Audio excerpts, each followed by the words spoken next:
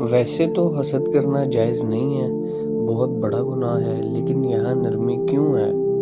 دنیا میں لاکھوں لوگ ہیں، مگر نبی صلی اللہ علیہ وسلم نے صرف 2 قسم کے لوگوں کو ایسا قرار دیا جنہیں دیکھ کر دل میں خواہش کرنا جائز ہے، گناہ نہیں ہے۔ آخر وہ خوش نصیب کون ہیں اور کیا ہم بھی ان میں شامل ہیں؟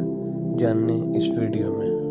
نبی صلی اللہ علیہ وسلم نے فرمایا کہ دنیا میں اصل کامیاب لوگ صرف 2 قسم کے ہیں جنہیں دیکھ کر انسان دل میں یہ خواہش کر سکتا ہے کہ کاش میرے پاس بھی یہ نعمت ہوتی تاکہ میں بھی نیک کام کرتا۔ پہلا وہ شخص ہے جسے اللہ نے بہت مال دیا، لیکن وہ مال کو صرف اپنی خواہشات پر خرچ نہیں کرتا بلکہ اللہ کی رضا کے لیے غریبوں، محتاجوں، نیک کاموں اور دین کی مدد میں خرچ کرتا ہے۔ وہ جانتا ہے کہ اصل کامیابی مال جمع کرنے میں نہیں بلکہ اللہ کی راہ میں خرچ کرنے میں ہے۔ لوگ اسے دیکھ کر کہتے ہیں کاش ہمارے پاس بھی اتنا مال ہوتا تو ہم بھی اللہ کے راستے میں اسی طرح خرچ کرتے۔ دوسرا شخص وہ ہے جسے اللہ تعالیٰ نے قرآن کا علم عطا فرمایا۔